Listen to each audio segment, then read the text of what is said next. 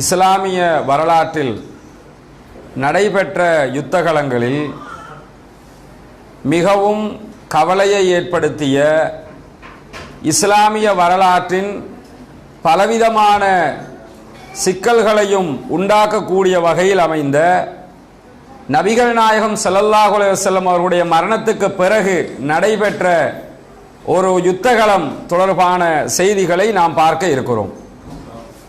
நபிகள் நாயகம் ஸல்லல்லாஹு அலைஹி வஸல்லம் அவர்கள் உயிரோடு இருக்கும் வரை இஸ்லாத்திற்காக பலவிதமான யுத்தகலங்களை ரசூலுல்லாஹி ஸல்லல்லாஹு அலைஹி வஸல்லம் அவர்கள் சந்தித்திருக்கிறார்கள். நபிகள் நாயகம் ஸல்லல்லாஹு அலைஹி வஸல்லம் அவருடைய மரணத்துக்கு பிறகு சில யுத்தகலங்களை நபித்தோழர்கள் சந்திக்க வேண்டிய நிர்பந்த நிலை ஏற்பட்டது. இஸ்லாத்திற்காக சந்திக்க வேண்டிய நிர்பந்தமும் ஏற்பட்டது. பல சந்தர்ப்பங்களில் ஆட்சி அதிகாரங்களுக்காக பல யுத்தகலங்களை சந்திக்க வேண்டிய நிர்பந்தமும் ஏற்பட்டது. அந்த வகையிலே நபிகள் நாயகத்தினுடைய மரணத்திற்கு பிறகு ஏற்பட்ட சர்ச்சைகளில் பிரச்சனைகளில் மிக முக்கியமான ஒரு சர்ச்சை என்னவென்றால், அப்துல்லா இப்னு ஜுபைர் ரலியல்லாஹு அன்ஹு அவர்களுடைய மரணத்தோடு தொடர்புபட்ட சர்ச்சையாக இருக்கிறது. இந்த அப்துல்லா இப்னு ஜுபைர் என்று சொல்லக்கூடிய நபித்தோழர் யாருன்னு சொன்னா, இவருக்கென்றொரு மிக முக்கியமான வரலாற்று பின்னணி இருக்கிறது. இவர் ஒரு சாதாரண நபித்தோழராக கவனித்துவிட்டு செல்லப்படக்கூடிய நிலையில் இருப்பவர் அல்ல.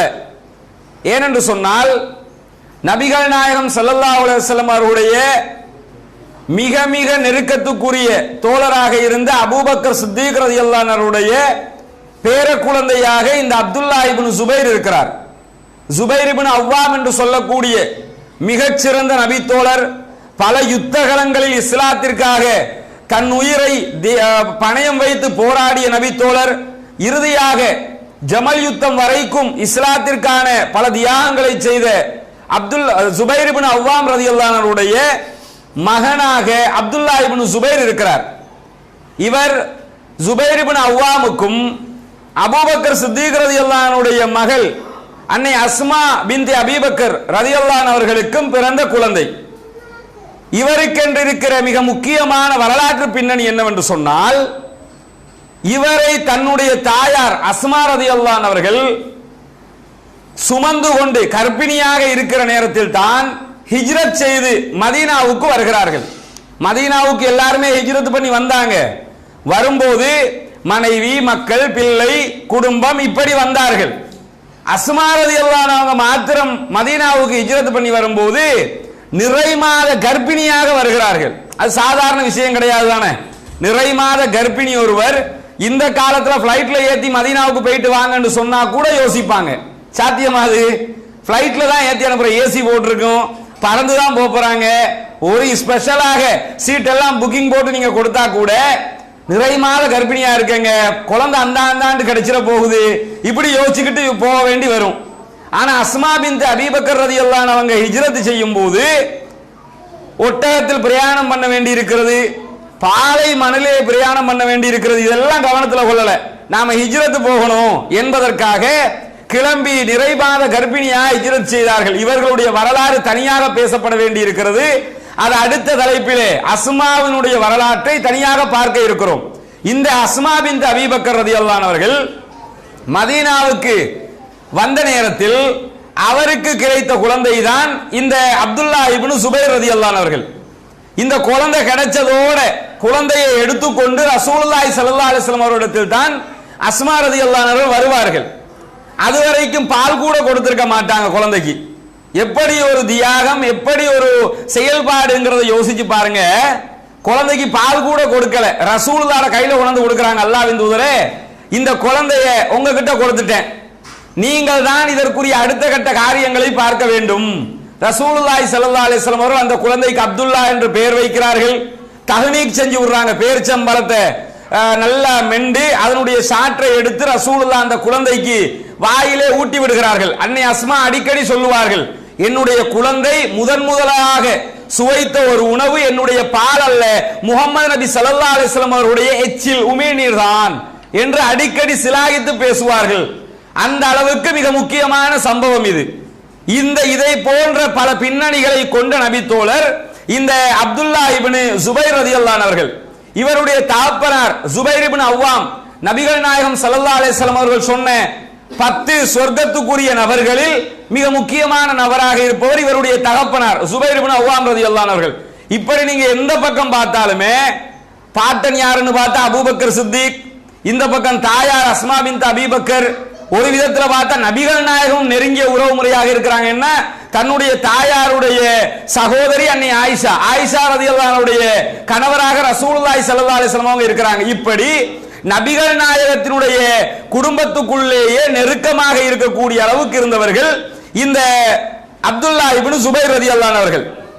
இவங்க பிற்பட்ட நாட்கள்ல யசீதுடைய ஆட்சி காலம், மக்காவை முழுவதுமாக ஒரு பக்கம் ஜமல் யுத்தம் நடைபெறுகிறது, அதற்கு பிறகு சிஃபின் யுத்தங்கள், இப்படி பல யுத்த களங்கள் நடந்து ஒரு காலகட்டம் வரும்போது யசீதுடைய ஆட்சி ஏற்படுகிறது.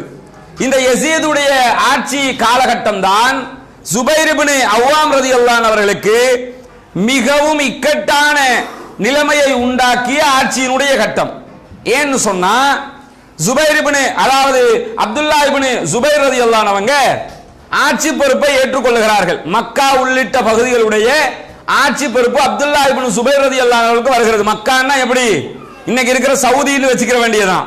சவுதி, அதே மாதிரி ஈராக், இன்று இருக்கிற ஈரான், இது போன்ற ஒரு பெரும் சாம்ராஜ்யம் இவருடைய கட்டுப்பாட்டுக்குள்ள வந்து நான் தான் அதற்கு ஆட்சியாளர் என்று ஆட்சி பொறுப்பை அப்துல்லா இப்னு ஜுபைர் ரலியல்லாஹு அவர்கள் எடுக்கிறார்கள். ஆனா இவர் இந்த ஆட்சி பொறுப்பை எடுக்கிறார்ல, இவருடைய ஆட்சி பொறுப்பை சில முக்கியமான நபித்தோழர்களை ஏற்றுக்கொள்ளவில்லை. இப்னு அப்பாஸ் ரலியல்லாஹு அவங்க அப்ப உயிரோடு இருக்கிறாங்க. ஏன்னா இவர் இளமையான அப்துல்லா இப்னு ஜுபைர் ரலியல்லாஹு அவங்க ரொம்ப இளமையான நபித்தோழர், ஆபாதிலாக்களுடைய பட்டியலில் வர்றவர். அப்துல்லா அப்துல்லா அப்துல்லா என்று சொல்லி பெயரை சூட்டி கொண்டவர்களுக்கு ஆபாதிலாக்கள் என்று சொல்லுவாங்க. அப்துல்லா இப்னு ஜுபைர், அப்துல்லா இப்னு உமர், அப்துல்லா இப்னு அப்பாஸ், இது மாதிரி நபித்தோழர்கள். இவர் இந்த ஆட்சி பொறுப்பை கையில் எடுக்கிற நேரத்தில் அப்துல்லா இப்னு அப்பாஸ் ரலியல்லாஹு அவர்களே எதிர்க்கிறார்கள். வேணாம், நீங்க இந்த பொறுப்புக்கு வர வேணாம் அப்படிங்கிறாங்க.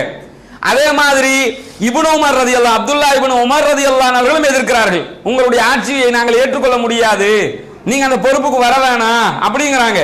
அதே மாதிரி அலி ரலியல்லாஹுடைய இரண்டாவது மனைவிக்கு பிறந்த மகன் முஹம்மது இப்னு ஹனஃபியா ரலியல்லாஹு அவர்கள், அவங்களும் எதிர்க்கிறாங்க. இது மாதிரி முக்கியமான நபித்தோழர்கள் எல்லாருமே நீங்க இந்த பொறுப்புல இருக்க வேணாம், நீங்க யசீதோட போய் முட்டி மோதிக்கிட்டு இருக்க முடியாது என்று வலியுறுத்துகிறார்கள். இல்ல இல்ல நான் பொறுப்பை எடுப்பேன் என்று சொல்லி எடுக்கிறாங்க. சிறந்த நபித்தோழர் ஆட்சி பொறுப்பை கையில எடுக்கிறார். எடுத்ததுக்கு பிறகு என்ன நடக்குதுன்னு கேட்டா, யசீதுடைய படை இவரிடமிருந்து ஆட்சியை கைப்பற்றுவதற்காக யுத்தத்தில் ஈடுபடுகிறார்கள்.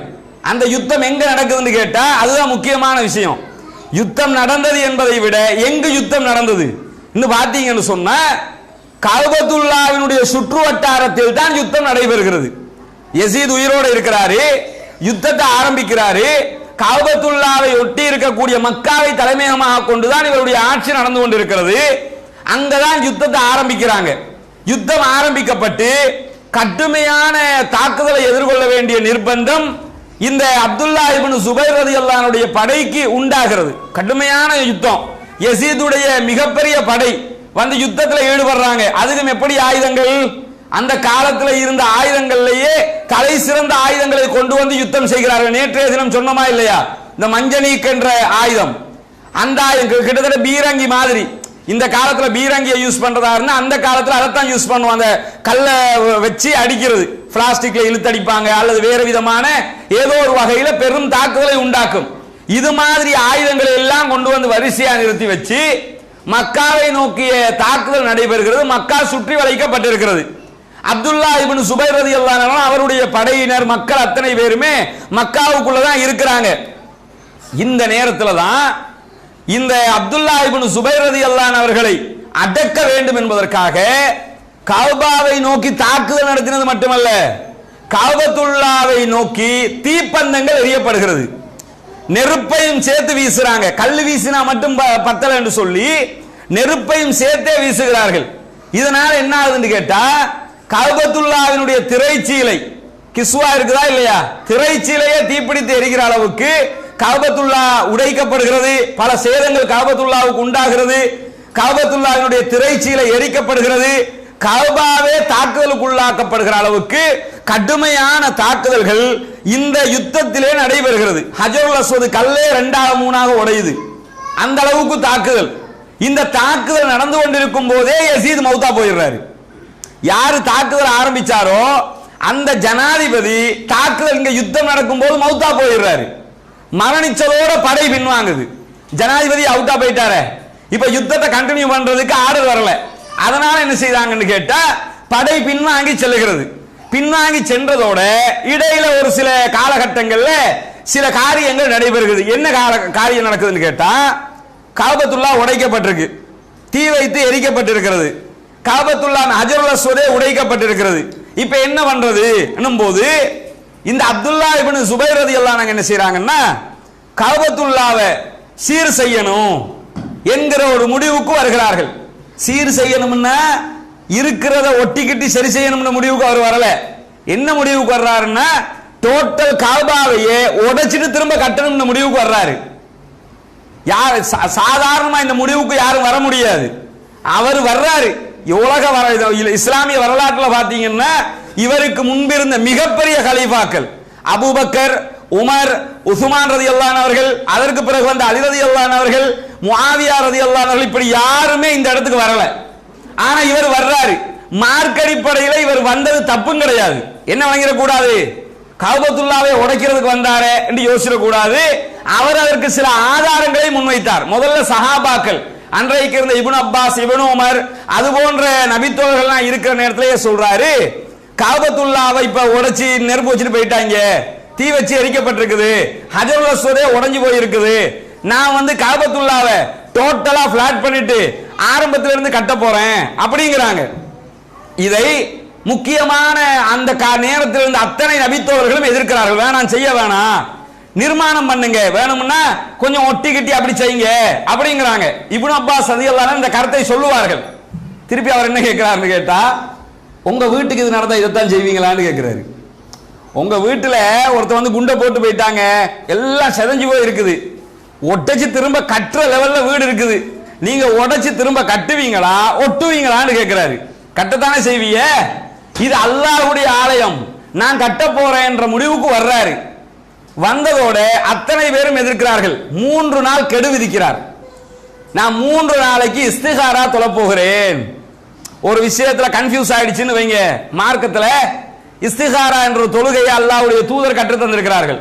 என்ன செய்யலாம்னா அதுக்குரிய ஒரு பிரார்த்தனை இருக்கிறது. அந்த பிரார்த்தனையை ஓதி 2 ரக்காத்து தொழுது இந்த பிரார்த்தனையை ஓதி அல்லாஹ்விடத்துல கேட்கிறது, யா அல்லாஹ் எனக்கு கன்ஃபியூஸா இருக்கிறது, நான் இதை செய்யலாமா வேணாமான்னு இருக்குது, நான் எதை செய்ய என்று கேட்பது. கேட்கிற நேரத்தில் அல்லாஹ் அந்த மன உறுதியை நமக்கு தருவான். எதுல நாம உறுதியா இருக்கிறோமோ அந்த பகுதி சரி என்று எடுத்து விட்டு செல்ல வேண்டும். இவர் என்ன சொல்றாருன்னு கேட்டா, நான் கஅபாவை இந்த மீள் நிர்மாணம் செய்வது தொடர்பாக 3 நாட்கள் இஸ்திகாரா தொழப் போகிறேன். 3 நாள் இஸ்திகாரா தொழுது அல்லாஹ்ட்ட கேட்பேன், எனக்கு இதே மனோநிலையில நான் இருந்தேன்னு சொன்னா உடைச்சிட்டே கட்டிடுவேன். இல்ல வேணாண்ட மாதிரி மனோநிலை வருமாக இருந்தால் கண்டிப்பாக நீங்க சொல்ற மாதிரி அதை ஒட்டி ஏதாவது செஞ்சிருவோம், முடிஞ்ச வரைக்கும் சேவ் பண்ணிக்கிட்டு போயிருவோம் என்ற மாதிரி சொல்றாரு. சொல்லிட்டு 3 நாட்கள் இவரு இஸ்திகாரா தொழுகிறார். தொழுது விட்டு என்ன சொல்றாருன்னு கேட்டா, என்னுடைய மனோநிலை அதே மாதிரி தான் இருக்குது, கஅபத்துல்லாவை உடைச்சி கட்ட வேண்டிய மனோநிலையை தான் அல்லாஹ் தந்திருக்கிறான், இஸ்திகாரா தொழுதும் எனக்கு அதே நிலை தான் இருக்குது, ஆகவே கஅபத்துல்லாவை நான் உடைத்து கட்ட போகிறேன். ஏன் அந்த நிலைமைக்கு வர்றாருன்னு கேட்டா, மார்க்கத்தில் ஏன் தவறு இல்லைன்னு சொல்றோம்னா, நபிகள் நாயகம் ஸல்லல்லாஹு அலைஹி வஸல்லம் அவர்கள் மக்கா வெற்றிக்கு பிறகு ஆயிஷா ரலியல்லாஹு அன்ஹா இடத்துல ஒரு செய்தியை சொல்லுகிறார்கள். என்ன செய்தியை சொல்றாங்கன்னு கேட்டா, ஆயிஷா, யா ஆயிஷா லௌலா கௌமகி ஹதீசு அஹதுஹும், இந்த உங்களுடைய சமூகத்தார் புதிதாக இஸ்லாத்தை ஏற்றுக்கொண்டவர்களாக இல்லாவிட்டால், இப்ப நீங்க வந்திருக்கிற எல்லாரும் மக்கா வெற்றியின் போது நிறைய பேர் இஸ்லாத்துக்கு வந்தவங்க, இவங்க மட்டும் புதிய முஸ்லீம்களாக இல்லைன்னு சொன்னா நான் என்ன செய்வேன்னு சொன்னா, கஅபத்துல்லாவை பழைய மாதிரி இப்ராஹிம் அலைஹிஸ்ஸலாத்துடைய காலத்துல எப்படி இருந்ததோ அது மாதிரி 2 கதவுகளை வைத்து கஅபாவை நிர்மாணிப்பேன், கட்டுவேன் அப்படின்னாங்க. இது ரசூலுல்லாஹி ஸல்லல்லாஹு அலைஹி வஸல்லம் சொன்ன செய்தி, முஸ்லிமிலும் பதிவு செய்யப்பட்டிருக்கிறது. இந்த செய்தியை தான் ஆதாரமா கொண்டு வந்து வைக்கிறாங்க அப்துல்லா இப்னு சுபைர் ரலியல்லாஹு அன்ஹு அவர்கள். ரசூலுல்லாஹ் என்ன சொன்னாங்க? ரசூலுல்லாஹ்வுக்கு ஆசையா தான் இருந்துச்சு இப்ராஹிம் நபியுடைய காலத்துல மாதிரி கஅபாவை கட்டணும்னு. அப்படி கட்டுறதுக்கு முடியாம போயிடுச்சு, அதை நான் செஞ்சுட்டு போயிடுறேன் என்று சொல்லித்தான் கஅபாவை மீள் நிர்மாணம் செய்கிறார். ஆரம்பத்துல இருந்து உடைச்சு டோட்டலா பிளாட் பண்றாரு. இப்ப இருக்கிற கஅபாவை பாத்தீங்கன்னா இப்ப நாம பாக்குறோம்ல, இதுல கூட சுற்றுப்புறங்களில் சவுதி அரேபிய அரசாங்கம் கூட சில நிர்மாண பணிகளை மேற்கொண்டுதான் இருக்கிறார்கள். இப்ப நாம பார்க்கிற கஅபாவுல கீழ்ப்பகுதி மேல குறைக்க மாட்டாங்க, கீழே இருந்து தூக்கிக்கிட்டு வருவாங்க. இப்ப இந்த டைல்ஸ் எல்லாம் மாட்டி வச்சிருக்காங்கல்ல, இதெல்லாம் கீழே இருந்து தூக்கின பகுதி தான்.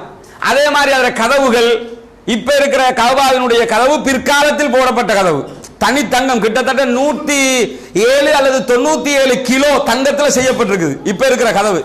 கஅபாவினுடைய கதவு, அதே மாதிரி கஅபாவினுடைய திரைச்சீலைகள்ல இருக்கக்கூடிய அந்த மஞ்சள் கலர்ல இருக்குதா இல்லையா, இதெல்லாம் தங்கத்துல தான் நெய்யப்பட்டிருக்குது. அதே மாதிரி அந்த தண்ணி வந்து விழுறதுக்குன்னு ஒரு பைப் போட்டிருப்பாங்க, பீலி ஒன்று வச்சிருப்பாங்க, பார்க்கலாம் நீங்க. அந்த பீலி கூட தனி தங்கத்தால் செய்யப்பட்டிருக்கும். இதுமா ஏன்னு கேட்டா இருக்கிற காசு எதையாவது செய்யணும்ல, அதுக்கும் சேர்த்து நெஞ்சிருக்கிறான், எல்லாத்தையும் தங்கத்துல போட்டு வச்சிருக்கேன். இதெல்லாம் தங்கத்துல போடணும் ரசூலுல்லாஹ் சொன்னாங்களா? ரசூலுல்லாஹ் சொல்லல, இருக்கிற காசையும் ஏதாவது செய்யணும், அதனால எல்லாம் டோட்டல் தங்கம். இது மாதிரி பல மாற்றங்களை அவர்களும் செய்திருக்கிறார்கள். இப்படி செஞ்சா அப்துல்லா இப்னு சுபைர் ரலியல்லாஹு அன்ஹு என்ன செய்றாங்கன்னு கேட்டா டோட்டலா கஅபாவை உடைக்கிறாங்க. உடைச்சிட்டு ஏன் கட்டுறாங்கன்னு சொன்னா, இன்னைக்கு இருக்கிற கஅபாவுல ஹிஜ்ர் இஸ்மாயில் இருக்குதா இல்லையா? காபத்துல்லா பாத்தீங்கன்னா செவ்வக வடிவத்துல ஒரு பெட்டி மாதிரி இருக்கும். இதுக்கு பக்கத்துல ஒரு சி வடிவத்துல ஒரு கட்டிடம் இருக்கிறது. இது கஅபா தான். இது கஅபாவினுடைய சிவராக வர வேண்டியது. இது எப்படி கஅபா எப்படி வந்திருக்கணும்னு கேட்டா, இப்படி பாக்ஸ் ஷேப்ல வந்து இந்த பகுதி பாக்ஸா வந்திருக்க கூடாது. இந்த பகுதி இப்படி வளைவாக, சி வளைவாக அப்படியே கட்டிடம் கட்டப்பட்டிருக்கணும். அரபுகள் கட்டுற நேரத்தில் அவருடைய பொருளாதார பிரச்சனை அது இதுன்னு அப்ப அபூஜகளுடைய காலத்துல மீள் நிர்மாணம் பண்ணாங்களா இல்லையா? வசதி குறைவு காரணமாக என்ன செஞ்சாங்கன்னா இந்த பகுதியை பாக்ஸ் மாதிரி ஆக்கிட்டாங்க. ஆக்கி இந்த சீயை வெளியே வச்சுட்டாங்க. ஆயிஷா ரலியல்லாஹு அன்ஹா அவர்கள் பிற்காலத்திலே காபத்துல்லாவுக்கு உள்ள நுழைஞ்சு தொழணும் என்று ஆசைப்படுவாங்க. ரசூலுல்லாஹி ஸல்லல்லாஹு அலைஹி வஸல்லம் அவங்க ஆயிஷா ரலியல்லாஹு அன்ஹா கையை பிடித்துக் கொண்டு இந்த சி வடிவத்தில் இருக்கிற கட்டிடம் இருக்குதா இல்லையா, அதுக்குள்ள வந்து என்ன சொல்லுவாங்கன்னா, ஆயிஷா இங்க தொழுங்க, இங்க தொழுதாலே நீங்க கஅபாவுக்குள்ள தொழுக மாதிரி தான். ஏன்னா அதுவும் கஅபா தானே, கஅபாவுக்குள்ள இப்ப போக முடியாதுதானா, அது கஅபா தான். அப்ப அந்த பகுதி வந்து ரசூலுல்லாஹ் மீள் நிர்மாணம் செய்ய நினைச்சாங்க, செய்ய முடியல. அப்துல்லா இப்னு சுபைர் என்ன செஞ்சாங்கன்னா அதை அப்படியே செவராக ஆக்கினாங்க. இப்ப கற்பனை பண்ணி பாருங்க, 3 பக்கம் செவ்வக வடிவத்தில் இருக்கும், 4வது பக்கம் எப்படி இருக்கும், சி வடிவத்தில் இப்படி வளைவாகத்தான் அந்த கட்டிடம் இருந்திருக்கும். இப்படி கட்டுறாங்க. அதே மாதிரி அரபுகள் காபத்துல்லாவை கட்டுற நேரத்தில் இப்ராஹிம் நபியுடைய காலத்தில் கட்டப்பட்ட கஅபாவுக்கு 2 கதவு இருந்தது. ரசூலுல்லாஹ்வே சொல்லுவாங்க, நான் திரும்ப இந்த கட்டிடத்தை கட்டினேன்னு சொன்னா 2 கதவை வைப்பேன், ஒன்னு உள்ளே நுழைவதற்கு, இன்னொன்று வெளியே செல்வதற்கு. அரபுகள் என்ன செஞ்சிட்டாங்கன்னு கேட்டா ஒரு கதவை செவராக்கிட்டாங்க. உள்ள நுழைகிறது நாங்க சொல்றவன் தான் நுழையணும், நாங்க நினைச்சவன் தான் நுழைய, எல்லாருமே நுழைஞ்சிட கூடாதுங்கிறதுக்காக ஒரு கதவை மூடி ஒரே ஒரு கதவை வச்சாங்க. அதே மாதிரி கதவையும் அரபுகள் உயர்த்தி கட்டினாங்க. இப்ராஹிம் நபியுடைய காலத்துல அந்த கதவு உயரமா இருக்காது, கீழே தான் இருக்கும். இப்ப கதவு இப்படித்தானே வச்சிருக்கிறோம், நம்ம மர்கஸ் கதவு இப்படித்தானங்க இருக்குது, அங்க இருந்து அப்படி இருக்கும். வரும்போது ஒரு படியில ஏறி கீழே இறங்கி வரணும். என்ன கேப்பிய, அழகா இப்படி வர்ற மாதிரி வச்சிடலாமே பாவா, இப்படி வச்சிருக்கிறீங்களேன்னு கேப்பியலா இல்லையா? அது ஏன் அந்த உயரத்துக்கு வச்சாங்கன்னு கேட்டா தீண்டாமை, நினைச்சவன்லாம் உள்ள வந்துடும். இன்னைக்கு நீங்க மக்காவினுடைய மியூசியத்துக்கு போய் பாத்தீங்கன்னா அந்த பழைய படிக்கட்டை தூக்கி வச்சிருக்கிறாங்க உள்ள. மக்காவுல மக்கா மியூசியம் இருக்குதுல்ல, அங்க போய் பாத்தீங்கன்னு சொன்னா இந்த காபத்துல்லாஹ்வுடைய கதவுக்கு ஏறுற படிக்கட்டு இருக்குது. ஏதோ மிம்பர் மேடை மாதிரி இருக்கும், மிம்பர்லாம் கிடையாது, அந்த கதவுக்கு ஏறுற படிக்கட்டு. ஏன்னா அதை கொண்டு வச்சு அதுல ஏறி திரும்ப உள்ள ஒரு படிக்கட்டை வச்சு உள்ள இறங்குவாங்க. தேவையா இது? இருக்கிற மாதிரி வச்சிருந்தா லேசா போயிடலாமா இல்லையா? ஏன் இதெல்லாம் செஞ்சாங்கன்னா மாற்றம் செஞ்சாங்க. அப்துல்லா இப்னு சுபைர் என்ன செஞ்சாரு, உடைச்சிட்டு கட்டும் போது 2 கதவு வச்சாரு. அதே மாதிரி கதவை வந்து கீழே கொண்டு வந்துட்டாரு, வலமையில எப்படி கதவு வைப்போமோ அப்படி கொண்டு வந்துட்டாரு. அந்த ஹிஜ்ர் இஸ்மாயில் பகுதியை வந்து கரெக்டா ரசூலுல்லாஹ் விரும்பின மாதிரியே கட்டிட்டாரு. ஒண்ணே ஒண்ணு என்ன செய்யறாருன்னு கேட்டா, அவர் கட்டுற நேரத்தில் கஅபத்துல்லாஹ்வினுடைய உயரத்தை மாத்திரம் கிட்டத்தட்ட 27 அடியாக இருந்த கஅபத்துல்லாஹ்வினுடைய உயரத்தை இன்னொரு 15 அடி கூட்டுறார், 42 அடி. இப்ப 27 அடி உயரமாக கஅபா இருக்குது, அத இன்னொரு 15 அடியை கூட்டுறாரு, 42 அடி வர்ற மாதிரி உயர்த்தினாரு, உயர்த்தி கட்டினாரு. இந்த செயல் மட்டும்தான் அவர் ஹதீஸ்ல சொல்லப்படாம செஞ்ச செயல். உயர்த்துறத ரசூலுல்லாஹ் சொல்லல, அவராத்தான் உயர்த்துறாரு. இப்படி கட்டி முடிக்கிறாரு. முடிச்சதுக்கு அப்புறம் அவருடைய ஆட்சி சில காலங்கள் நடந்து கொண்டிருக்கிறது. இந்த கஅபாவினுடைய மாற்றத்தை அவர்தான் செய்கிறார். செஞ்சதுக்கு அப்புறம் என்ன ஆகுதுன்னு கேட்டா, இவருடைய சகோதரர் முஸாப் இப்னு ஜுபைர் ரலியல்லாஹு அன்ஹு மதீனாவினுடைய ஆட்சியாளராக இருக்கிறார். இவர் மக்காவினுடைய ஆட்சியாளராக இருக்கிறார். யாரு? அப்துல்லா இப்னு ஜுபைர் ரலியல்லாஹு அன்ஹு அவர்கள். இந்த நேரத்தில் அப்துல்லா இப்னு ஜுபைர் ரலியல்லாஹு அன்ஹு ஆட்சிக்கு எதிராக 2 எதிரிகள் இருந்தார்கள். இவர் ஆட்சி நடக்குது, இவருக்கு எதிராக 2 தரப்பார் எதிரிகளாக இருக்கிறார்கள்.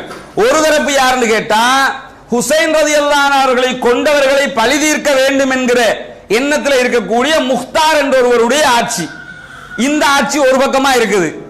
இன்னொரு பக்கமா என்ன ஆகுதுன்னு கேட்டா, அப்துல் மலிக் இப்னு மர்வானுடைய ஆட்சி.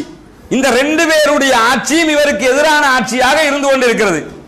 இப்படி இருக்கிற நேரத்தில் ஹிஜ்ரி 72ல மர்வானுடைய ஆட்சியின் கீழ் ஹஜ்ஜாஜ் இப்னு யூசுப் என்பவருடைய தலைமையில் கஅபத்துல்லா மக்கமா நகரம் மீண்டும் முற்றுகையிடப்படுகிறது. ஒரு முறை முற்றுகையிட்டாங்க, அவர் யசீத் மௌத்தாவுற நேரத்தில் விட்ரா பண்ணிக்கிட்டு போயிட்டாங்க. அதுல தான் தீ வச்சு எரிக்கப்பட்டு அவ்வளவு ஃபித்னா நடந்தது. அதையெல்லாம் சீர் செஞ்சு இவர் கஅபாவையெல்லாம் அழகா கட்டி எல்லாம் முடிச்சாரு. முடிச்சதுக்கு அப்புறம் என்ன செய்யறாங்கன்னு கேட்டா, திரும்ப இவர் மீதான படையெடுப்பு ஆரம்பிக்கப்படுகிறது. யாரு? அப்துல்லா இப்னு ஜுபைர் ரலியல்லாஹு அன்ஹுடைய ஆட்சிக்கு எதிரான படையெடுப்பு. இது ஹிஜ்ரி 72ல முற்றுகையிட்டு மக்காவை முழுவதுமாக முற்றுகையிடுகிறார்கள். இப்படி முற்றுகையிட்டு கரெக்டா துல்ஹஜ் 1ஆம் நாள் முற்றுகையிட்ட டைமும் எப்பன்னு பாருங்க. கரெக்டா துல்ஹஜ் 1வது நாள் முற்றுகையிடப்படுகிறது. துல்ஹஜ் 1வது நாள்னா ஹஜ் ஆரம்பிக்குதுங்க. எல்லா மக்களும் வந்திருந்தாங்க. உள்ள வந்தவங்களுக்கு வெளியே போக முடியல, வெளியில இருக்கிறவங்களுக்கு உள்ள போக முடியல. சுத்தி வளைச்சிட்டாங்க. சுத்தி வளைச்சிட்டான்னா வெளியில நின்று ஹஜ்ஜிக்கு உள்ள போகணும், உள்ள விட மாட்டேங்கிறான். உள்ள இருக்கிறவங்க வெளியே வரணும்னா வெளியே வர விட மாட்டேங்கிறாங்க. சுற்றி முழுவதுமாக மக்கமா நகர் முற்றுகையிடப்படுகிறது. இந்த முற்றுகை கொஞ்சம் கொஞ்சமாக நெருக்கப்படுகிறது. முற்றுகைன்னா அப்படித்தானே, ஒரே இடத்துல நின்றுக்கிட்டு இருப்பாங்களா?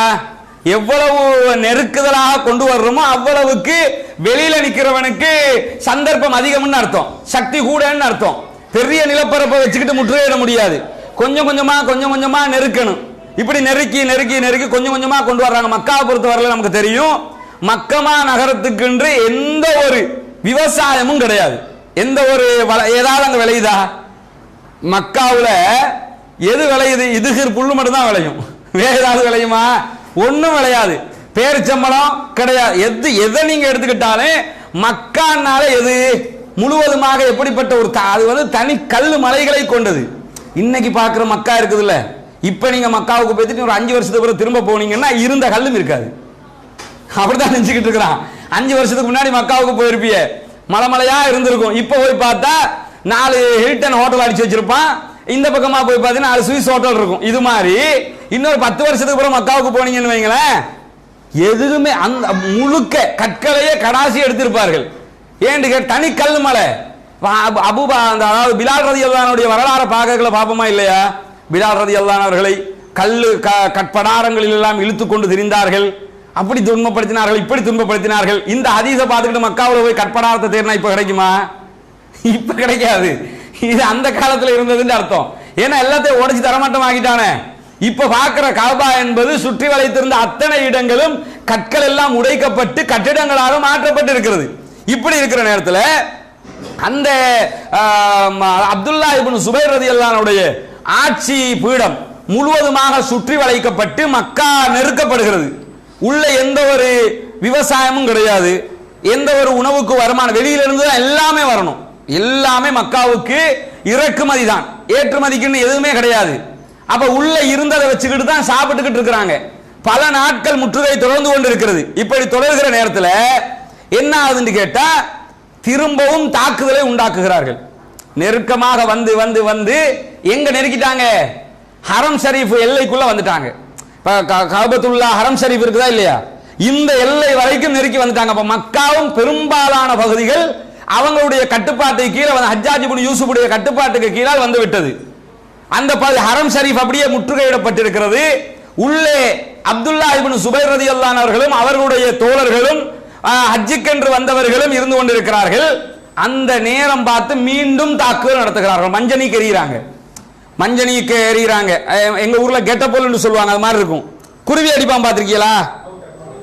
அது கவட்டை இருக்குதுல்ல, கெட்டம், அதான் கவட்டை இருக்குதுல்லங்க, கவட்டை மாதிரி பெருசா ஒரு கவட்டை வச்சா அப்படி இருக்கும். கவட்டைய பெருசா செஞ்சு அதுல ஒரு இந்த சைஸ் ஒரு கல்லை போட்டு இழுத்து ஒரு வீசினா இந்த பீடினே க்ளோஸ் ஆகுமா இல்லையா, ஒட்டஞ்சு தரமட்டமாகுமா இல்லையா, அது மாதிரி அதான் மஞ்சனிக்குங்கிறது. சரியா? அந்த பீரங்கி மாதிரி அந்த இதை எடுத்து திரும்ப ஆரம்பத்தில் இந்த அடி தான் அடிச்சாங்க, திரும்பவும் என்ன செய்யறாங்க, இதே மாதிரி கஅபத்துல்லா மேல தாக்குதல் நடத்தப்படுகிறது. ஏற்கனவே அடிச்ச அடியில தான் ஹஜருல் அஸ்வத் எல்லாம் உடைஞ்சி இன்னைக்கு வெள்ளியால ஒரு வெள்ளி தகரண்டு வச்சிருக்கானா இல்ல, எப்படி அந்த ஹஜருல் அஸ்வத்தை சுத்தி இது எதுக்கு வைக்கப்பட்டது? ரசூலுல்லாஹ் வச்சதா? இது ரசூலுல்லாஹ் வச்சது இல்ல. அப்துல்லா இப்னு சுபைர் ரலியல்லாஹு அன்ஹு காலத்துல நடந்த இந்த யுத்தத்துல உடைக்கப்பட்டதுனால அந்த கல்லை வைக்க முடியாதனால இப்படி ஒரு வெள்ளி தகரண்டு செஞ்சு உள்ளுக்குள்ள வச்சாங்க. அப்படி வைக்கப்பட்டது அந்த தகடு. அதெல்லாம் ஏற்கனவே நடந்து முடிஞ்சதுக்கு போல திரும்ப தாக்குதல் நடத்தப்படுகிறது. ஹஜ்ஜுக்கு வந்த பல மக்கள் இந்த தாக்குதலில் கொல்லப்படுகிறார்கள். ஹஜ்ஜுக்கு வந்தவங்க எங்க யுத்தம் பண்ண வேணாம்னு ரசூலுல்லாஹ் சொன்னாங்களோ அங்க யுத்தம் நடக்குது. இவர் ஏன் அதுக்குள்ள என்ன கேட்கலாம்னு கேட்டா, ஏன் அப்துல்லா இப்னு சுபைர் ரலியல்லாஹு அன்ஹு அப்ப மக்காவுக்குள்ள போய் ஒளிச்சுக்கிட்டாங்க? அதனால தானே இவ்வளவு பிரச்சனை. அவர் ஒளிச்சது எதுக்கு தெரியுமா? அவர் ஏன் கஅபத்துல்லாவுக்குள்ள போனாரு? இங்க போயிட்டோம்னா சண்டைக்கு வரமாட்டான்னு நினைச்சாரு. ஒரு குறைந்தபட்சமாவது குர்ஆன் ஹதீஸை பின்பற்றுவாங்கன்னு நினைச்சிருப்பாரு. இதுக்குள்ள யுத்தம் பண்ண வேண்டாம்னு இருக்குது, ஆகவே யுத்தம் பண்ண மாட்டான்னு நினைச்சாங்க. அவன் என்ன பார்த்தான், அதெல்லாம் ரெண்டாவது, முதல்ல ஒன்ன போட்டு தள்ளிட்டு தான் மத்தது. அதுக்காகத்தான் யுத்தத்தை ஆரம்பிச்சு அடி அடிச்சுக்கிட்டு இருக்கிறான். ஹஜ்ஜுக்கு வந்த பல பேர் கொல்லப்படுகிறார்கள். உணவு இல்லை, தண்ணீர் இல்லை, இப்படி பலவிதமான கஷ்டங்களோடு இருக்கிற நேரத்தில் வெளியில இருக்கக்கூடிய ஆட்சியாளர்கள் என்ன செய்யறாங்கன்னா ஒரு அறிவிப்பு செய்யறாங்க. யாரெல்லாம் அடைக்கலம் கேட்டு வர்றீங்களோ அவங்களுக்கு நாங்க அடைக்கலம் வந்துருவோம். அப்துல்லா இப்னு சுபைரே அடைக்கலம் கேட்டு வரலாம். எப்படி அறிவிப்பு? அப்துல்லா இப்னு சுபைர் கூட அடைக்கலம் கேட்டு வரலாம். அப்துல்லா இப்னு சுபைர் ரலியல்லாஹு அன்ஹு வெளியில எந்த அளவுக்கு படை இருக்குதுன்னு தெரியாது. இந்த காலத்தில் இப்படி சுற்றி வளைச்சிட்டான்னு வைங்களேன், ஏதாவது குறைஞ்சபட்சம் ஒரு வேற கேமரா ஒன்றையாவது அனுப்பி எத்தனை பேர் இருக்கிறான்னு பார்த்துடலாம். போன் போட்டாவது மாப்பிள்ள வெளியில எத்தனை பேர் நிக்கிறாங்கன்னு கேட்டுக்கலாம். இப்ப அந்த காலத்துல அப்படி இருக்குதா? வெளியில 200 பேர் இருந்தா கூட தெரியாது, 2000 பேர் இருந்தாலும் தெரியாது. ஏன்னா உள்ளுக்குள்ள இருக்கிற ஒரு சொற்பமானவங்க வெளியில அனுமானிக்க முடியல, முழு கண்ட்ரோல் அவங்க கையில இருக்குது. அப்படி இருக்கிற நேரத்தில் சரண்டர் ஆகிறவங்களுக்கு நாங்கள் அடைக்கலம் கொடுக்க தயார் என்று அரசாங்கம், எதிரி அரசாங்கம் அறிவிக்குது. எல்லாருமே போய் சரண்டர் ஆகிறாங்க. எந்த அளவுக்கு சரண்டர் ஆகிறாங்கன்னு கேட்டா, அப்துல்லா இப்னு சுபைர் ரலியல்லாஹு அன்ஹுடைய 2 பிள்ளைகள், 2 மகன்கள், அவங்களும் போய் சரண்டர் ஆகிறாங்க. அடைக்கலம் தாங்கன்னு அடைக்கலம் கேட்டுறாங்க. அதே மாதிரி அவருடைய சகோதரர் ஒருவர், அவர் போய் அடைக்கலம் கேட்டுறாரு. இப்படி அவரோட கூட இருந்தவங்க கூட அவரை விட்டுட்டு போய் அடைக்கலம் கேட்கிற அளவுக்கு ஆயிடுச்சு. அந்த நேரத்தில் தான் அப்துல்லா இப்னு சுபைர் ரலியல்லாஹு அன்ஹு அவர்கள் தன்னுடைய தாயார் அஸ்மா பின்த் அபீ பக்கர் ரலியல்லாஹு அன்ஹு அவர்களை சந்தித்து ஒரு ஆலோசனை கேட்கிறார்கள். இந்த ஆலோசனை வரலாற்றிலே மிக முக்கியமான ஆலோசனை, மிக நீண்ட ஒரு ஆலோசனையும் கூட. தேவையான பகுதியை இந்த இடத்திலே சொல்லுகிறேன். அஸ்மாவினுடைய வரலாறு பேசப்படுகிற நேரத்தில் மேலதிக பகுதிகளை சொல்லுகிறேன். இந்த இடத்துல பாத்தீங்கன்னா அஸ்மா பின்த் அபீ பக்கர் ரலியல்லாஹு அன்ஹு அவர்களுக்கு கண்ணு தெரியாது. இறுதி காலகட்டத்தில் கண்ணு தெரியாத நபித்தோழர், கண் பார்வை போய்விடும், வயதான மூதாட்டியாக வேற இருக்கிறாங்க. அப்படிப்பட்ட நபித்தோழியர் அவங்க இவருடைய தாயாக இருக்கிற காரணத்தினால தாயாரிடத்துல போய், அன்னையே இப்படி ஒரு நிலைமை உண்டாகி இருக்கிறது, என்னை சுற்றி வளைத்து விட்டார்கள், எனக்கு எதிரான தாக்குதல் நடைபெற்றுக் கொண்டிருக்கிறது, நான் என்ன செய்ய அப்படின்னு சொல்லி அவங்க போய் கேட்கிறாங்க. கேட்கும்போது நம்ம அம்மாமாரா இருந்தா எப்படி பதில் வந்திருக்கும்? உனக்கு எதுக்குடா தேவைக்கில்லாத வேலை, விட்டுட்டு வேலையை பார்க்க வேண்டியதானே, ஊர்ல நீ மட்டும் தான் இருக்கிறியா, நீ மட்டும் தான் பெரிய தியாகியா, நீ மட்டும் தான் போஸ்ட் ஓட்டணுமா, நீ மட்டும் தான் பேனர் போடணுமா, நீ மட்டும் தான் நோட்டீஸ் கொடுக்கணுமா, நீ மட்டும் தான் ப்ரோக்ராம் பண்ணணுமா, நீ எனக்கு புள்ள அதனால ஒண்ணும் செஞ்சிடாத அப்படின்ற பெரும்பாலான தாய்மார் மோஸ்ட்லி அப்படித்தானே சொல்லுவாங்க. ஆனா அஸ்மா பின்த் அபீ பக்கர் ரலியல்லாஹு அன்ஹுடைய இந்த பண்பு, இந்த தன்மை அத்தனை தாய்மாரும் அறிந்து கொள்ள வேண்டிய ஒரு பண்பு. ஏன் தெரியுமா? இப்படியான ஒரு இக்கட்டான நேரத்தில் அஸ்மா ரலியல்லாஹு அன்ஹா அவர்கள் கேட்கிறார்கள், மகனே நீ பதவிக்காக இந்த சண்டையை பிடிக்கிறாயா அல்லது வேறு காரணமா? நீ ஜனாதிபதியா இருக்கணும்ங்கிறதுக்காக சண்டை பிடிக்கிறியா? கேட்கும்போது இல்ல, ஜனாதிபதியாக இருக்கணும்னா இந்த சண்டையை பிடிக்க மாட்டேன், எனக்கு ஜனாதிபதியா இருக்கணும்ன்ற தேவையில்லை, ஆனால் என்னுடைய உரிமையை நான் பாதுகாக்க வேண்டும். நான் அந்த நேரத்தில் ஆட்சிக்கு பொறுப்பெடுக்க வேண்டிய நிர்பந்தம் எனக்கு வந்தது, நான் ஆட்சி பொறுப்பை எடுத்துக்கொண்டேன். அப்படி என்ன மக்கள் தான் தேர்வு செஞ்சாங்க, என்னிடத்தில் பையத்து செஞ்சாங்க, என்னை மக்களே தேர்வு செய்ததற்கு பிறகு நான் எப்படி அம்போண்டு விட்டுட்டு போயிட முடியுமா? அதனால நான் பதவி ஆசைக்காக இந்த யுத்தத்தை செய்யவில்லை தாயே அப்படின்னு சொல்லிடுறாங்க. சொன்னதுக்கு பிறகு அவங்க சொல்றாங்க, அப்படியானால் நீ ஒன்றோ ஜெயிக்க வேண்டும், இல்லை என்றால் மரணிக்க வேண்டும். ஒரு தாய் சொல்ற பதில பாத்தீங்களா? ஒன்னோ நீ எதிரிகளோட சண்டையிட்டு ஜெயிச்சு காபத்துல்லாவையும் மக்காவையும் காப்பாத்து, இல்லைன்னா நீ செத்து போக வேண்டும். கட்டி அணைக்க வருவாங்க தாயார, உன்னை நான் கட்டி பிடிக்கணும் அப்படின்னு சொல்லி அஸ்மா ரலியல்லாஹு அன்ஹா சொல்லுவாங்க. சொல்லும் போது மகனை கட்டி அணைப்பதற்காக தாய் வருவார்கள். இப்படி கட்டி அணைக்க வந்தா, கட்டி அணைக்க வரும்போது வாள் இருக்குதுல்ல, இந்த வாள் உரைவாள்னு தானே சொல்லுவாங்க, உரையில வச்சிருப்பாங்க. அப்படி கட்டி அணைக்க வரும்போது கை வாள்ல தட்டுப்படும், அப்ப கண் தெரியாது. அஸ்மா ரலியல்லாஹு அன்ஹா அவர்கள் கேட்கிறார்கள், இது என்ன? சொல்லும் போது என்னுடைய வாள். உடனே பின்னாடி போயிடுறாங்க. கட்டி அணைக்க வந்தவங்க கட்டி அணைக்காம பின்னாடி போயிட்டு என்ன சொல்றாங்கன்னா, அந்த வாள் எடுத்து உன் கையில வச்சுக்க, உன்னை கட்டி அணைப்பதை விட இது முக்கியமானது, அந்த வாளை எடுத்து உன் கையில வச்சுக்கங்கிறாங்க. அவர் வாள் எடுத்து கையில வைக்கிறாரு. அப்பதான் சொல்றாங்க, ஒன்றோ நீ ஜெயிக்க வேண்டும், இல்லை என்றால் மரணிக்க வேண்டும், ரெண்டுல ஒண்ணு நீயே தேர்வு செஞ்சுக்க. இதை சொன்னவுடன் அப்துல்லா இப்னு சுபைர் ரலியல்லாஹு அன்ஹு அவர்கள் அந்த இடத்திலிருந்து யுத்தத்திற்கு தயாராகி வெளியேறுகிறார்கள். எப்படி வெளியேறாங்கன்னா, காபத்துல்லாவுக்குள்ள திரும்ப நிக்கல, காபத்துல்லாவுக்குள்ள நின்னா தெரியும் இவன் என்ன எல்லாம் செய்வான்னு. அதனால காபாவை விட்டு முழுவதுமாக வெளியிலே வருகிறார்கள். வந்து யுத்தம் செய்கிறார்கள். கண்ணில் படுகிற அத்தனை பேரையும் வெட்டி சாய்க்கிறார்கள். சாதாரண வீரர் இல்ல அவர். அப்துல்லா இப்னு சுபைர் ரலியல்லாஹு அன்ஹு அவர்கள் ஜுபைர் இப்னு அவ்வாமுடைய மகனாலே எப்படி இருக்கும்? ஜுபைர் இப்னு அவ்வாம் ரலியல்லாஹு அன்ஹு அவர்கள் போர்க்களத்திலே இறங்கி விட்டார்கள் என்றால் எதிரிகளுக்கு வியர்க்கிற அளவுக்கு அவருடைய வீரம் அப்படி இருக்கும். அப்படிப்பட்ட ஒருவருடைய மகன் அப்துல்லா இப்னு சுபைர் போர்க்களத்திலே இறங்கி கடுமையாக எதிரிகளை எல்லாமே வெட்டி சாய்க்கிறார். எந்த அளவுக்கு வெட்டி சாய்ப்பார்னு கேட்டா, இவருக்கு எதிராக இருக்கிற ஹஜ்ஜாஜ் இப்னு யூசுஃபே இவர் வெட்டி சாய்த்து இவரையும் கொன்று விடுவார்கள். மரணித்ததற்கு பிறகு இவருடைய ஜனாசாவை பார்த்துவிட்டு ஹஜ்ஜாஜ் இப்னு யூசுப் சொல்லுகிறார், என்னுடைய வரலாற்றில் இப்படி ஒரு வீரனை நான் பார்த்ததில்லை. அப்படி ஒரு வீரர். ஏன்னா ஹஜ்ஜாஜ் இப்னு யூசுஃபே பெரிய வீரர் தான், வீரத்துல பார்த்தா பெரிய வீரர். வீரம் என்பது யுத்த தந்திரம் என்பது பல வகைப்படும்.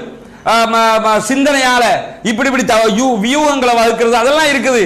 இவருடைய வீரம் நேரடியாக யுத்த களத்தில் போராடுவது. பல பேரை வெட்டி சாய்த்து அவரும் வெட்டப்படுகிறார். அந்த இடத்தில் அவர் கொலை செய்யப்படுகிறார். இப்படி கொலை செய்யப்பட்டதோட இவரை என்ன செய்யறாங்கன்னு கேட்டா, இஸ்லாமிய வரலாற்றில் பல பேருக்கு நடந்த ஒரு அநியாயம் இவருக்கும் நடைபெறுகிறது. அது இஸ்லாமிய வரலாற்றில் நடைபெற்றது என்பதுதான் கவலைக்குரிய விஷயம். என்ன செய்யறாங்கன்னு கேட்டா, இவருடைய தலையை வெட்டி எடுத்து தொங்க விட்டு விடுகிறார்கள். இவருடைய பாடியை சிலுவையில் அரைஞ்சிடுறாங்க, தலையை தூக்குல தொங்க விட்டுறாங்க. இது எதுக்கு செய்வாங்கன்னு கேட்டா, இதுக்கு பிறகு எவனாவது இப்படி வருவியா, இதுக்காக செய்யறது. இப்படி ஒருத்தருக்கு செஞ்சிட்டோம்னு வைங்களேன், எவனாவது இதுக்கு பிறகு போராட வருவியாங்கிறதுக்காகத்தான் இது மாதிரி செய்யறது. இதுக்கு முன்னாடி இவருடைய சம்பவத்துக்கு முன்னாடி கூட ஹுசைன் ரலியல்லாஹு அவர்களை கொண்ட அப்துல்லா இப்னு ஜியாதுடைய தலையை இதே மாதிரி தான் வெட்டினாங்க. ஹுசைன் ரலியல்லாஹு இதே மாதிரி தான் நடைபெற்றது. இது மாதிரி அந்த வரிசையில இவர்களுக்கும் இப்படி நடக்கிறது. பல நபித்தோழர்கள் சொல்லுவார்கள், வேணாம் அப்துல்லாவே, இவங்களோட நீங்க முட்டி மோத வேணாம், இவங்க இப்படி எல்லாம் பண்ணிடுவாங்கன்னு சொல்லுவாங்க. அவர் இல்ல நான் விட மாட்டேங்கிறதுக்காகத்தான் சண்டை பிடிச்சாரு. கடைசியில் அவருடைய தலையை தனியா வெட்டி தொங்க போட்டு அவருடைய பாடியை சிலுவையில் அறைந்து விடுவார்கள். இது நடந்ததுக்கு பிறகு எல்லாம் முடிஞ்சிருச்சு, யுத்தம் எல்லாம் முடிஞ்சிருச்சு. அப்துல்லா இப்னு சுபைர் கொல்லப்பட்டு விட்டார். அப்ப அஸ்மா ரலியல்லாஹு அன்ஹா கண் தெரியாது. இப்ப வந்து கேட்கிறாங்க, என்னுடைய மகன் எங்கன்னு தேடுறாங்க. மகனை காணோம், யுத்தம் எல்லாம் முடிஞ்சு என்னுடைய மகன் எங்கே என்று தேடுகிறார்கள். தேடுகிற நேரத்தில் சொல்லுகிறார்கள், உங்களுடைய மகனை சிலுவையில் அறைந்து தலையை தூக்கிலே தொங்க போட்டிருக்கிறார்கள். அவங்கள கீழே இறக்கி தர முடியுமான்னு கேட்குறாங்க. கீழே இறக்கி கொடுக்கப்படுகிறது. அதுக்கு பிறகு என்ன செய்யறாங்கன்னு கேட்டா, அரச படை அப்துல்லா இப்னு சுபைர் ரலியல்லாஹுடைய பாடியை எடுத்துக்கிட்டு போய் யூதர்களை அடக்குகிற மையவாடியில் அடக்குகிறார்கள். உலக வரலாற்றில் ஒரு நபித்தோழர், அதுவும் நபிகள் நாயகம் ஸல்லல்லாஹு அலைஹி வஸல்லம் அவர்களால் வளர்க்கப்பட்ட ஒரு நபித்தோழர், அந்த நபித்தோழருடைய ஜனாசாவை எங்க அடக்குறாங்கன்னு கேட்டா யூதர்களை அடக்குகிற மையவாடியில் அடக்குகிறார்கள். இந்த இடத்துல ஒரு டிஸ்கஷன் நடைபெறும். என்ன டிஸ்கஷன் நடைபெறும் என்று கேட்டா, அஸ்மா ரலியல்லாஹு அவர்களை அழைத்து வரும்படி ஹஜ்ஜாஜ் இப்னு யூசுப் சொல்லுவார்.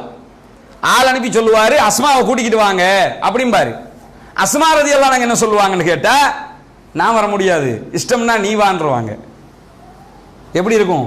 பெரிய ஆட்சியாளர், தந்த மகனையே கொலை செஞ்சு போட்ட ஆட்சியாளர், அவர் வர சொல்றாரு. அஸ்மா ரலியல்லாஹு சொல்றாங்க, நான் வர முடியாது, தேவன்னா அவரை வர சொல்லுங்க. சொல்லுவார்களா இல்லையா? நபிகள் நாயகத்தின் பாசறையில் வளர்க்கப்பட்டவர், நபிகள் நாயகத்தினுடைய மனைவி ஆயிஷாவினுடைய சகோதரி, அபூபக்கர் சித்திகினுடைய மகள், ஜுபைர் இப்னு அவ்வாம் ரலியல்லாஹுடைய மனைவி, இப்படி பல வீரதீர செயல்களுக்கு சொந்தக்காரர்களுடைய உறவுக்காரியாக இருக்கிற அஸ்மா பின்த் அபீபக்கர் ரலியல்லாஹு அவர்கள் ஹஜ்ஜாஜ் இப்னு யூசுப் போன்ற ஒருவனுக்கு தான் பயப்படுவார்களா? பயப்படாம இஷ்டம்னா நீ வாப்பான்ட்டாங்க. அந்த வரலாற்றிலே வரும், என்னுடைய செருப்பு எடுத்து கீழே வைங்கன்னு அவன் செருப்பு எடுத்து அந்த அளவு நுணுக்கமா எழுதியிருப்பாங்க. செருப்பெல்லாம் போட்டுக்கிட்டு ஹஜ்ஜாஜ் இப்னு யூசுப் அஸ்மா ரலியல்லாஹு அவர்களை சந்திக்க வருகிறார். வந்து சொல்லுகிறார், நான் ஒன்றும் உன்னுடைய மகனை கொல்லவில்லை, அவன்தான் கஅபாவுக்குள் இரத்தத்தை ஓட்டினார் அப்படிங்கிறாங்க. அப்பதான் அஸ்மா ரலியல்லாஹு பேசுகிறார்கள், கஅபாவுக்குள் இரத்தத்தை ஓட்டியதாக சொல்கிறாயே, அந்த இரத்தத்தை ஓட்டியதாக சொல்லப்படுகிற அந்த மனிதன் யார் தெரியுமா உனக்கு? இன்னைக்கு நீ என்னுடைய மகனை கொன்று விட்டாய், சிலுவையில் அறைந்து விட்டாய், யூதர்களை அடக்குகிற மையவாடியிலே அடக்கி விட்டாய். ஆனால் அந்த அப்துல்லா இப்னு சுபைர் யார் தெரியுமா? கஅபாவுக்குள் இரத்தத்தை ஓட்டியதாக சொல்கிறாய், அவர் எப்படிப்பட்டவர் தெரியுமா? இவர்தான் மதீனாவிலே முஹாஜிர்களுக்கு கிடைத்த முதலாவது பிள்ளை. மதீனாவுல ஒரு செய்தியை யூதர்கள் எல்லாம் பரப்பி விட்டுருவாங்க. என்ன பரப்பி விட்டுருவாங்கன்னு கேட்டா, நாங்க முஸ்லிம்களுக்கெல்லாம் சூனியம் வச்சுட்டோம், அதால யாருக்கும் குழந்தை கிடைக்காது அப்படின்னு ஒரு செய்தி பரவும். முஸ்லிம்கள் இஸ்லாத்தை ஏற்கிற ஆரம்ப கட்டம், எல்லாருக்கும் சூனியத்தை வச்சுட்டோம், யாருக்குமே குழந்தை கிடைக்காதுன்ற ஒரு செய்தியை பரப்பிடுவாங்க.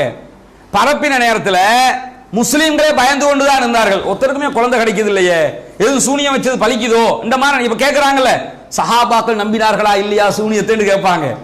சஹாபாக்கள் நம்பின ஆரம்ப கட்டம் இது. என்ன நடக்குதுன்னு பாத்துக்கிறீங்க. சூனியத்தினால பாதிப்பு வருமோ நினைச்சுக்கிட்டு இருப்பாங்க. நினைச்சுக்கிட்டு இருக்கிற நேரத்தில் தான் அல்லாஹ் தஆலா அஸ்மா ரலியல்லாஹு அவர்களுக்கு குழந்தையை கொடுப்பான். அப்பதான் அப்துல்லா இப்னு சுபைர் ரலியல்லாஹு கிடைப்பாங்க. அத்தனை சஹாபாக்களும் சந்தோஷப்படுவார்கள். ஏன் தெரியுமா? அல்லாஹ் அஸ்மாவுக்கு குழந்தையை கொடுத்து சூனியத்தை பொய் என்று ஆக்கினான். சூனியத்தினால குழந்தை கிடைக்காதுன்றாங்க, குழந்தை கிடைச்சிருச்சு, சூனியம் பொய் என்று ஆயிடுச்சு. இப்ப சஹாபாக்களுடைய நம்பிக்கை என்ன? இந்த சம்பவம் அங்குதான் நடைபெறும், அதை சொல்லி காட்டுவார்கள். அத்தனை பேருக்கும் குழந்தை கிடைக்குமா கிடைக்காதா என்று எண்ணிக்கொண்டிருந்த நேரத்தில் அல்லாஹ் தஆலா எனக்கு இந்த அப்துல்லா இப்னு சுபைரை தந்தான். இந்த அப்துல்லா இப்னு சுபைர் தான் நபிகள், என்னுடைய பாலை கூட இவர் முதலாக குடிக்கவில்லை, நபிகள் நாயகம் ஸல்லல்லாஹு அலைஹி வஸல்லம் எச்சில் தான் இவருடைய வயிற்றுக்குள் நுழைந்த முதலாவது உணவு. அப்படிப்பட்ட நபிகள் நாயகம் தான் இவருக்கு அப்துல்லா என்று பெயரும் வைத்தார்கள். இப்படிப்பட்ட என்னுடைய மகன்தான் காபத்துல்லாவுக்குள் இரத்தத்தை ஓட்டினான் என்று சொல்கிறாயா? திருப்பி ஹஜ்ஜாஜ் இப்னு யூசுப் கேட்கிறாரு, தாயே உங்களுக்கு நான் என்ன செய்யணும், அரசாங்கம் உங்களுக்கு என்ன என்ன சலுகை தரணும்னு கேட்கிறாங்க. ஒரு சலுகையும் தேவையில்லை. என்ன மகனையே கொண்டு போட்டு சலுகை வேறையா? ஒரு சலுகையும் தேவையில்லை. ஏன்னா இறுதியாக மரணித்த நபித்தோழியர் இவங்க. அந்த அளவுக்கு இஸ்லாத்தினுடைய பற்றோட கடைசி காலகட்டம் வரைக்கும் வாழ்றாங்க. இவ்வளவு சம்பாஷணைகள் எல்லாம் நடந்ததற்கு பிறகு அப்துல்லா இப்னு சுபைர் ரலியல்லாஹு அவர்கள் யூதர்களை அடக்குகிற மையவாடியில் அடக்கப்படுகிறார். அஸ்மா பின்த் அபீபக்கர் ரலியல்லாஹு அவர்கள் என்ன செய்கிறார்கள் தெரியுமா? தன்னுடைய மகனுடைய ஜனாசாவை தானே தோண்டி எடுத்து மக்காவில் இருந்து மதீனாவுக்கு எடுத்து செல்கிறார்கள். இந்த காலத்தில் நடக்கல, இது அந்த காலத்தில் நடக்குது. எவ்வளவு ஒரு சிரமமான காரியம் பாருங்க. யூதர்களை அடைக்கணும். இஸ்லாம் என்ன, யூதர்களுடைய ஜனாசா போன நேரத்திலேயே ரசூலுல்லாஹ் எந்திரிச்சு நின்னாங்க. செத்து போனவனுடைய பாடிக்கு இவ்வளவு மரியாதை கொடுத்த மார்க்கத்தில் அல்லாஹ்வுடைய தூதரின் பாசரில் வளர்க்கப்பட்ட அப்துல்லா இப்னு சுபைரை கேவலப்படுத்த வேண்டும் என்பதற்காக அவரை யூதர்களை அடக்குகிற மையவாடியில் அடக்கினார்கள். அதை தோண்டி எடுத்து மக்காவிலிருந்து மதீனாவுக்கு எடுத்து வருகிறார்கள் அஸ்மா பின்த் அபீ பக்கர் ரலியல்லாஹு அன்ஹு. மதீனாவிலே எங்க அடக்கப்பட்டிருக்கிறார் தெரியுமா? மதீனாவுல மஸ்ஜிது நபவிக்குள்ள போய் பார்த்தீங்கன்னா ரசூலுல்லாஹி ஸல்லல்லாஹு அலைஹி வஸல்லம் அவர்களுடைய ஜனாசாவை அடக்கப்பட்டிருக்கிற கபிரிஸ்தானத்தை பார்க்க முடியும். அது ஆயிஷா ரலியல்லாஹு அன்ஹுடைய வீடு. ஆயிஷா ரலியல்லாஹு அன்ஹுடைய வீட்டில தான் ரசூலுல்லாஹ், அபூபக்கர் சித்திக் ரலியல்லாஹு அன்ஹு அவர்கள், உமர் இப்னுல் கத்தாப் ரலியல்லாஹு அன்ஹு அவர்கள், இந்த மூன்று பேரும் அடக்கம் செய்யப்பட்டிருக்கிறார்கள். ஆயிஷா ரலியல்லாஹு அன்ஹுடைய வீட்டோடு ஒட்டியது சஃபியா ரலியல்லாஹு அன்ஹுடைய வீடு. இந்த சஃபியா ரலியல்லாஹு அன்ஹுடைய வீட்டுக்குள் தான் அப்துல்லா இப்னு சுபைர் ரலியல்லாஹு அன்ஹு அடக்கம் செய்யப்பட்டிருக்கிறார்கள். நாம பார்க்கிற எல்லாரும் பெரும்பாலும் என்ன நினைச்சுக்கிட்டு இருக்கிறோம்? ரசூலுல்லாஹ், அபூபக்கர், உஸ்மான், அபூபக்கர், உமர் ரலியல்லாஹு அன்ஹு இந்த மூன்று பேர் தான் அங்கு அடக்கம் செய்யப்பட்டிருக்கிறார்கள் நினைச்சுக்கிட்டு இருக்கிறோம். அந்த மூணு பேர் மட்டும் இல்ல, அந்த மூணு பேரோட அல்லாஹ் இவருக்கு கொடுத்த ஒரு கண்ணியம் என்ன? யூதர்கள் அடக்கம் செய்யப்பட்ட மையவாடியில் அடக்கப்பட்டவருடைய ஜனாசா எங்கு அடக்கப்படுகிறது? இன்றைக்கு இருக்கிற மஸ்ஜிது நபவி வளாகத்துக்குள்ள அவருடைய ஜனாசா இருக்குது. மற்ற அத்தனை நபித்தோழர்களுக்கும் தனியாக அடக்க ஸ்தலங்கள் இருக்கிறது.